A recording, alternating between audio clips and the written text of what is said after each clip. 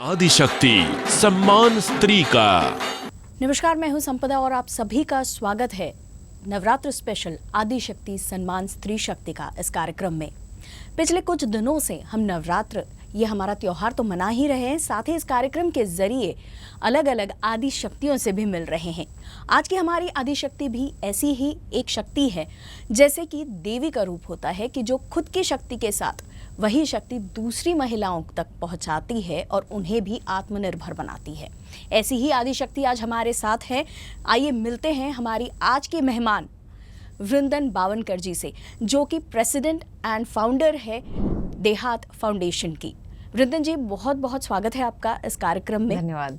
और मैंने जैसे शुरुआत में ही कहा है कि आप एक ऐसी आदि शक्ति है जो अपनी शक्ति दूसरी महिलाओं तक पहुंचाकर उन्हें भी आत्मनिर्भर बना रही है।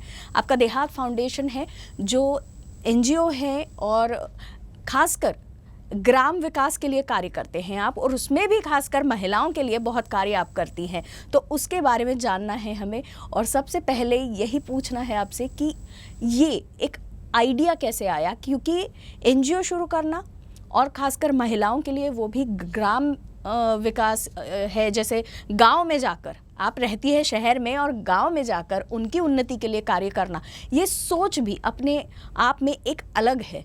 तो कैसे आपने शुरुआत की इसकी? जी हाँ, मैं नागपुर से हूँ, नागपुर में ही पली बड़ी हूँ और पिछले 13 साल से यहाँ से लगभग 80 किलोमीटर दूर एक पवनी नाम का गांव है, वहाँ स्कूल चलाती हूँ। नर्सरी से 12वीं तक का स्कूल है और करीब 700 बच्चे हमारे स्कूल में पढ़ते हैं। ये 2017 की बात है। ऐसे हर साल होता था कि कुछ बच्चे स्कूल से ड्रॉप आउट हो रहे हैं। तो ये बच्चे क्यों ड्रॉप आउट होते हैं, ये हमने जानने की कोशिश की। और हमें समझ में आया कि जब फैमिली का जो ब्रेडविनर होता है, सो हर फैमिली में सोच लीजिए गांव में एक पुरुष होते हैं जनरली, तो अगर उनकी डेथ हो जाती है, यानी बच्चों के पिता की अगर डेथ हो जाती है, तो फिर माँ बच्चों को स्कूल से निकाल लेती है। उसके कई कारण हैं। तो ऐसे ही 2 बच्चे 2017 में हमारे स्कूल में आना बंद कर दिए थे। जब स्कूल शुरू हुआ था, फिर हमने उन्हें ढूंढा, वो दूसरे गांव गए थे, फिर उन्हें वापस बुलाया। तो हमें ध्यान में आया कि उनकी 28 साल की माँ, जिसके पति गुजर गए थे, यानी इनके पिता गुजर गए थे, उन्होंने कहा कि मुझे रहने का घर तक नहीं है और आप बोल रहे बच्चों को स्कूल भेजो, तो मैं कैसे करूं? फिर हमने उन्हें समझाया और बोला कि आप कुछ काम करिए और आपके बच्चों को स्कूल में भेजिए, हम आपके बच्चों का पूरा जिम्मा हमारा होगा। फिर उन्होंने कहा मैं क्या करूं ना, बाकी बच्चों का तो आप उठा लोगे पर बाकी भी तो बहुत खर्चे होते हैं। फिर हमने उनके लिए काम ढूंढना शुरू किया, पर गांव में कहीं उनके लिए ऐसा काम नहीं मिल रहा था जिससे उनको 5,000 रुपए मिले अगर वो दिन में 8 से 10 घंटे काम करते हैं। तो फिर हमारे बच्चों को न्यूज़पेपर की पेन बनाना आता था और हमने सोचा था कि वो हम यूएस में बेचेंगे, और मुझे जाना था तो करीबन 2-3 महीने मेरे पास थे। तो मैंने उनको पूछा कि क्या आप ये पेन बनाओगे? तो उन्होंने कहा हाँ, अगर सिखाते हो तो तब मिनिमम डेली वेजेस एक्ट कुछ 6,500 रुपये था। तो हमको लगा कि इतने इनको मिलने चाहिए और घर से काम होना चाहिए। तो हमने उनको स्कूल में वो पेन बनाना सिखाया और वो पेन बनाना सीख गए। उनके साथ और एक महिला जुड़ गई जिनके भी 2 बच्चे थे और पति नहीं थे। ऐसे दोनों ने सीखा, काम शुरू किया और उनसे ये काम शुरू हुआ। हमने वो पेन $1 की एक ऐसी सियाटल में बेची। फिर जब मैं वापस आई तो मुझे लगा कि अब तो ये कंटिन्यू करना पड़ेगा। एक बार आप किसी को होप दिला के बाद में मना नहीं कर सकते हो। फिर हमने नागपुर के स्कूल्स कॉलेजेस में जाके, मेरे साथ मेरे दोस्त सुबह आते थे, हम असेंबली में जाते थे, स्कूल में बताते थे और वो लोग हमसे पेन खरीद लेते थे। तो मैंने कहा ऐसा कब तक चलेगा, हमें बड़ा ऑर्डर लेना चाहिए और बार बार तो हम इंडिया के बाहर नहीं जा सकते, वो एक बार हो गया। सो हमने कॉरपोरेट्स, पब्लिक सेक्टर कंपनीज, इनसे कांटेक्ट करना शुरू किया और देखते देखते हमें बल्क ऑर्डर्स मिलते गई और करीबन 6 महीने में जो 2 महिलाओं ने काम शुरू किया था उसमें लगभग 60 महिला काम करने लग गई थी। बहुत खुशी की बात है, क्योंकि देखिए आपने किसी एक ये भी नहीं सोचा कि वो अकेली महिला हैं, उनके लिए हम क्या कर सकते हैं, और ऐसा ना सोचते हुए उस एक महिला से शुरुआत करते हुए आज आपके पास कितनी महिलाएं? अभी तो 200 है। 200 है।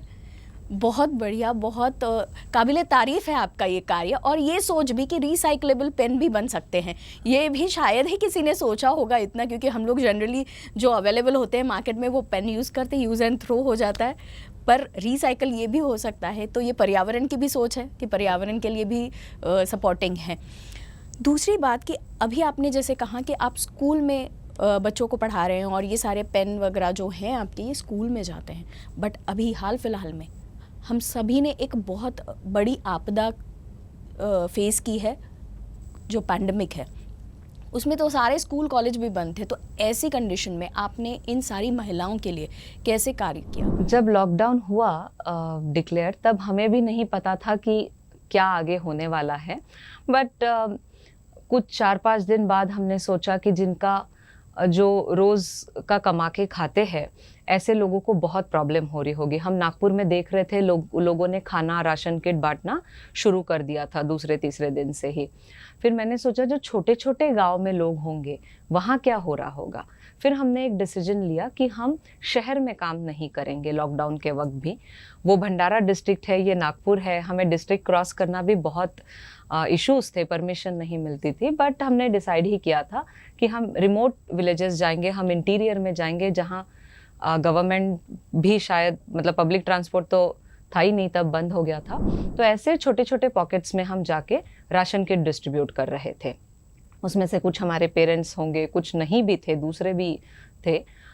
तो तब जब हम ये सब काम कर रहे थे तो हमारे ध्यान में आया कि लोगों को राशन किट दे रहे ये ठीक है, मतलब, पर लोग कह रहे थे कि कम से कम आप तो काम दो, आप तो काम देने वाले हो, तो अभी आप क्यों सिर्फ राशन किट दे रहे हो, कुछ भी काम दे दो। तो मैंने कहा देखो रिफ़िल बाहर से आती है और अभी पेन कहाँ बनाओगे, स्कूल बंद है, फिर हम बेचेंगे कहाँ, रखेंगे कहाँ, बहुत मुश्किल है। बट फिर मुझे लगा कि ये तो लंबा ही चल रहा है, कुछ हमने ज़रूर करना चाहिए। फिर मास्क इसेंशियल कमोडिटीज़ में आ रहा था, तो हमने सोचा, और आप देखिए गांव में हर औरत टेलर होती है या ब्यूटिशियन होती है, एवरी ऑल्टरनेट घर में एक सिलाई मशीन जनरली होती ही है। तो हमने कहा ठीक है, जिनके पास सिलाई मशीन है वो लोग स्टिचिंग का काम करेंगे, जिनके पास नहीं है वो कटिंग का काम करेंगे। और ऐसे करके हमने मास्क मेकिंग एक्टिविटी शुरू की। हमने कुछ 2-3 लाख मास्क बनाए होंगे शायद, टोटल मिला के सारे गाँव में। और लॉकडाउन में ये काम हमारा कंटिन्यूस चलता रहा। एक मास्क बनाने का हम उस औरत को 5 रुपया देते थे, और गांव में हम वो मास्क भी 5 रुपए का ही बेचते थे। कोविड में हमने जो भी काम किया, हमने डिसाइड किया था कि इससे कोई प्रॉफिट हम लेंगे नहीं। बहुत अच्छी सोच है, और एक प्रेजेंस ऑफ माइंड भी इसमें होता है कि इस वक्त जो कंडीशन है उसको देखते हुए आपको क्या करना चाहिए, उनका हेल्प तो करना ही है, बट साथ ही साथ जैसे पहले कहा था कि आत्मनिर्भर भी उन्हें बनना होता है, तो उसमें भी सपोर्ट है। ये बहुत बड़ी बात है। अब आपका जो एनजीओ है सिर्फ महाराष्ट्र तक सीमित नहीं रहा, इसे आप आगे बढ़ा रही हैं, वेस्ट बंगाल तक पहुंच गए हैं आप लोग, उसके बारे में थोड़ा सा जानना चाहेंगे। हम जब ये काम शुरू किए गांव में, नेचुरली सबने काफ़ी सराहाया इसको। और जो कॉरपोरेट कंपनीज होती है उनका ये होता है कि आप हमारे विसिनिटी में ऐसा कुछ काम अगर कर सकते हैं तो। हमने तो बस एक गांव के लिए, हमारे सिंगल मदर्स के लिए या हमारे पेरेंट्स के लिए शुरू किया था। बट एक फ्रेंच मल्टीनेशनल है नागपुर में, कैलरीज, उन्होंने बोला कि आप हमारे यहाँ पे भी कीजिए, यहाँ पे भी बहुत ज़रूरत है। फिर टाटा पावर ने हमसे पूछा कि आप मुंबई में काम करना चाहेंगे हमारे साथ। ये सब लॉकडाउन के दरमियान हुआ, तो हमें लगा कि अच्छी अपॉर्चुनिटी है, हमें भी एक एक्सपोजर मिलेगा और हमारी वजह से शायद महिलाओं को भी रोज़गार मिलेगा। हम नहीं करते तो कोई और कर लेता, बट हमने इन दोनों कंपनीज़ के साथ कोलैबोरेट किया, और हम अभी उनका CSR प्रोजेक्ट करके इसको चलाते हैं। तो ऐसी हमारी पूरी मिला के कुछ लगभग 200 से ऊपर महिलाएं अभी है। और मास्क आप देखिए, थोड़े दिनों तक बहुत कम लोग बना रहे थे, लेकिन अभी तो बहुत लोग मास्क बनाते हैं, एक वेंचर हो गया है। यस, बिल्कुल। फिर हमने सोचा कि मास्क कुछ दिनों में एक्टिविटी ख़त्म हो जाएगी, तो ऐसा ना हो कि जैसे पेन, लॉकडाउन में हमारे पेन बंद हो गए, फिर अब क्या करना, तो ये नौबत दोबारा ना आए, इसलिए हमने पहले से सोचा कि इसके आगे क्या। एंड मुझे दिख रहा था कि स्कूल्स और कॉलेजेस तो इतने जल्दी शुरू नहीं होंगे, मतलब बिकॉज हमारी भी स्कूल है तो गवर्नमेंट के साथ हमारा कांटेक्ट रहता ही है उस बारे में। तो इसलिए हमने फिर जो जहाँ हमारी स्कूल है ना वो पूरा वीवर्स बेल्ट है। पहले तो वहाँ बहुत ज़्यादा वीविंग होती थी लेकिन अब कम हो गई है। तो हमने सोचा कि इस आर्ट को भी बढ़ावा देना चाहिए क्योंकि अभी की जनरेशन इसमें नहीं आ रही है, इसमें पैसे कम है, इसमें मेहनत बहुत है। इसलिए फिर हमने सोचा कि हम वीविंग करते हैं। लोगों को अच्छा फैब्रिक मिलना आजकल मुश्किल हो गया है। सो हमने वीविंग का काम शुरू किया। अभी हम हैंड वोवन फैब्रिक्स बनाते हैं, फिर उससे जो भी कुर्तीज़ है, साड़ीज़ है, उस पर एम्ब्रॉयडरी करना, ब्लॉक प्रिंटिंग करना, ये सारे प्रोडक्ट्स। तो अब हम बोल सकते हैं कि हम टेक्सटाइल प्रोडक्ट्स बनाते हैं, होम डेकोर है।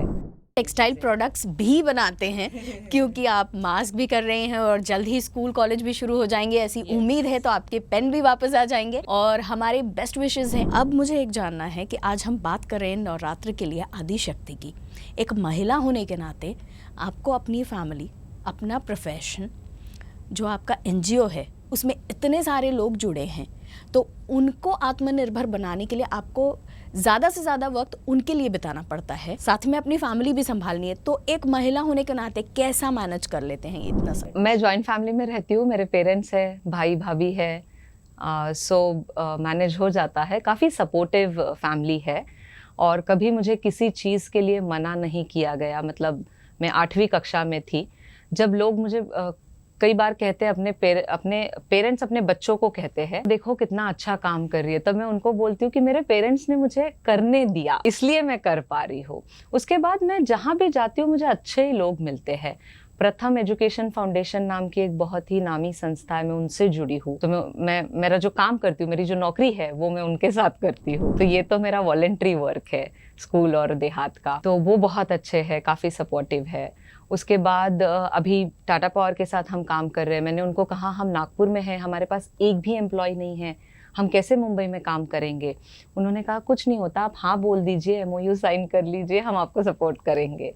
तो ऐसे अच्छे लोग मिलते जाते हैं और राह बनती है। आपने इतनी अच्छी बात कही थी अभी कि मुझे अपने पेरेंट्स ने करने दिया इसीलिए मैं ये सब कर पाई। ऐसा ही हमारे दर्शक जो महिलाएं हैं जो ये कार्यक्रम देख रही है, हर महिला में ना एक इच्छा होती है कि कुछ करना है, बट शायद किसी को राह नहीं मिलती, किसी को सपोर्ट नहीं मिलता। ऐसी कुछ महिलाएं जिनके लिए आप एक आइडल है, उन्हें अगर मैसेज देना है तो क्या मैसेज दें? देखिए, मैं कहूँगी कि अगर आपके मन में कुछ भी थॉट आ रहा है या आपकी कुछ इच्छा है या कोई इच्छा है जो पूरी नहीं हो पाई लेकिन अब आपको पूरी करनी है, तो बस उस थॉट को लेके चलिए, करके देखिए। ज़्यादा से ज़्यादा क्या होगा, नहीं कंप्लीट होगा, पर आप सीखोगे। एक्सपीरियंस बहुत मैटर करता है।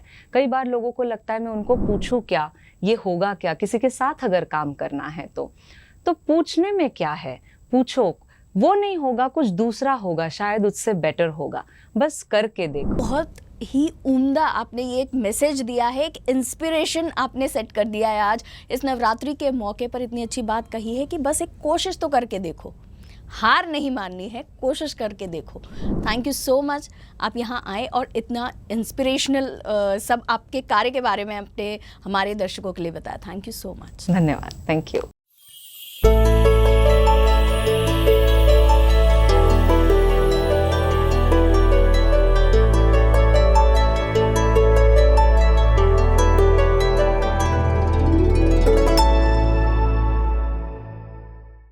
नवरात्रि के पावन अवसर पर नव दुर्गा के हर रूप से सजेगा संसार। जैसे अलंकारों से सजता है माँ का हर अवतार। इस नवरात्रि माँ दुर्गा के आगमन से सुख शांति आएगी आपके द्वार। नवरात्रि उत्सव की सभी विदर्भवासियों को हार्दिक शुभकामनाएं। रोकड़े ज्वेलर्स, नागपुर का गहना, नागपुर का अपना brand. Avani associates presents Krishna Kunj Nagari, जो आपके सपनों को करे पूरा। रविनगर से मात्र 20 मिनट की दूरी पर अब अमरावती रोड पर घर बनाने का सुनहरा मौका। 20 एकड़ के भव्य एरिया में वाटर लाइन, गार्डन व 24 आवर्स इलेक्ट्रिसिटी एवं सिक्योरिटी की सुविधा के साथ उपलब्ध। NMLDA RL sanction layout. अधिक जानकारी के लिए संपर्क करें। HCG comprehensive cancer care centre, मध्य भारत का सबसे बड़ा BMT सेंटर एवं 2 बीम रेडिएशन टेक्नोलॉजी, अब आपको हैदराबाद, मुंबई, बैंगलोर जाने की जरूरत नहीं। Same treatment HCG cancer care centre में अत्याधुनिक सुविधाओं के साथ। महात्मा ज्योतिबा फुले जन आरोग्य योजना, प्रधानमंत्री जन आरोग्य योजना तथा सभी जन आरोग्य योजना लागू। हमारा पता automotive chowk, Kalamna ring road, Nagpur. Appointment के लिए संपर्क करें। ये है सैफ्रॉन जेल, सैफ्रॉन ऑयल और टर्मरिक का मेल। सैफ्रॉन जेल मॉइस्चर लौटाए, रुखी त्वचा को खिलाए, ग्लो भरपूर और रिंकल से बचाए। ये है saffron gel, saffron gel, saffron turmeric gel, forget dull skin। ये है सैफ्रॉन जेल।